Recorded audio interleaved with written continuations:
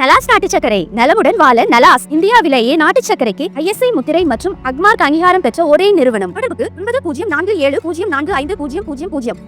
കാലവർഷക്കെടുതിയിൽ ഒരുപാട് നാശനഷ്ടങ്ങൾ സംഭവിച്ചിട്ടുണ്ട് എന്നുള്ള പത്രവാർത്തയും അതോടൊപ്പം ഇവിടുത്തെ കർഷകരും വിളിച്ച് പറഞ്ഞതിൻ്റെ അനുസരിച്ചിട്ടാണ് ഇന്നൊരു വിസിറ്റ് അത്യാവശ്യം ഒന്ന് തോട്ടങ്ങളിൽ വിസിറ്റ് ചെയ്യാമെന്ന് കരുതിയാണ് ഇന്ന് വിസിറ്റ് ചെയ്തത്.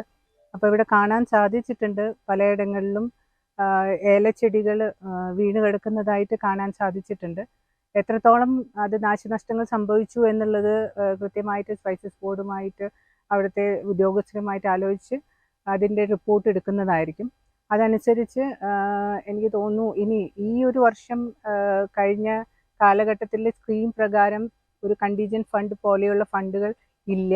അപ്പോൾ അതുകൊണ്ട് തന്നെ അടുത്ത സ്കീമിൽ ഇത്തരം നാശനഷ്ടങ്ങൾക്ക് പെട്ടെന്ന് തന്നെ ഒരു ആശ്വാസം കൊടുക്കുന്ന രീതിയിൽ കർഷകർക്ക് അവരുടെ പെട്ടെന്ന് ഉണ്ടായിരുന്ന നാശനഷ്ടങ്ങൾക്ക് ഒരു പരിഹാരം എന്നോണം കൊടുക്കാനായിട്ട് കണ്ടീജൻറ്റ് ഫണ്ട് എന്തെങ്കിലും ഉൾപ്പെടുത്തിക്കൊണ്ടുള്ള ഒരു സ്കീം പ്രൊപ്പോസൽ കൂടി ഉൾപ്പെടുത്തി കൊടുക്കാനായിട്ടുള്ളൊരു സാഹചര്യം ഉണ്ടായിരിക്കും. അതിനുവേണ്ടി ഈ അടുത്ത് തന്നെ ഈ ജൂൺ 26 ബോർഡ് മീറ്റിംഗ് കൂടുന്നുണ്ട്.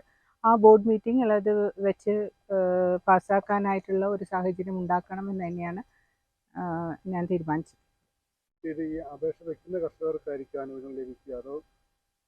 അപേക്ഷ വയ്ക്കുന്ന കർഷകർക്ക് പ്രത്യേകിച്ച് അപേക്ഷ വെക്കണം. പിന്നെ ഇൻഷുറൻസ് തുക കഴിഞ്ഞ വർഷമൊക്കെ ഇൻഷുറൻസ് തുക കൊടുത്തിരുന്നു. സ്പൈസസ് ബോർഡ് കൊടുത്തിരുന്ന ഇൻഷുറൻസ് തുക ഒരു ഇതും ആൾക്കാർക്ക് പ്രീമിയം എടുത്ത ആളുകൾക്കൊക്കെ ലഭിച്ചിട്ടുണ്ട്. പ്രീമിയം ഏകദേശം 75% സ്പൈസസ് ബോർഡാണ് അന്ന് നൽകിയിരുന്നത്.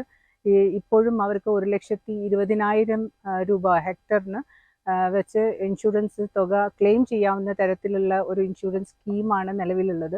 കൂടാതെ പ്രൈം മിനിസ്റ്റേഴ്സ് ഫസൽ ബീമ യോജന വഴിയുള്ള ഇൻഷുറൻസ് തുകയും ഈ കർഷകർക്ക് എടുക്കാവുന്നതാണ്. അതിന് പ്രീമിയം അടയ്ക്കാനായിട്ട് പല കർഷകർക്കും അത് അറിവില്ലാത്തത് കൊണ്ട് ചിലപ്പോൾ പലരും ആ ഒരു സ്കീമിൽ ഉൾപ്പെട്ടിട്ടില്ല. അത് വ്യാപകമായ ഒരു പ്രചരണം നടത്തിക്കൊണ്ട് ഈ പ്രത്യേകിച്ച് ഇത്തരം ഇൻഷുറൻസ് സ്കീമുകൾ അവരെ ഉൾപ്പെടുത്താനായിട്ട് ഇപ്പോൾ സ്പൈസസ് ബോർഡ് അനുവദിച്ചു തരുന്ന ആ സ്കീമിൽ ഏകദേശം 10% മാത്രമാണ് കർഷകർ അടയ്ക്കേണ്ടതുള്ളൂ.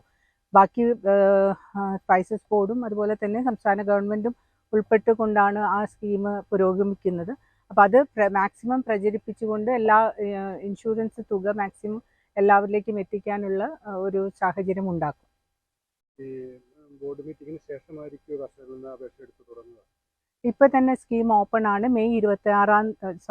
ജൂൺ ഈ കഴിഞ്ഞ മെയ് 28 മുതൽ സ്കീം ഓപ്പൺ ആണ്.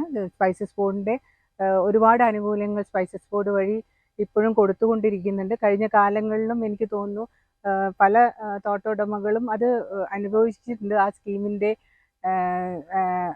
സ്കീം കൃത്യമായിട്ട് അവർക്കത് ലഭിച്ചിട്ടുണ്ട്.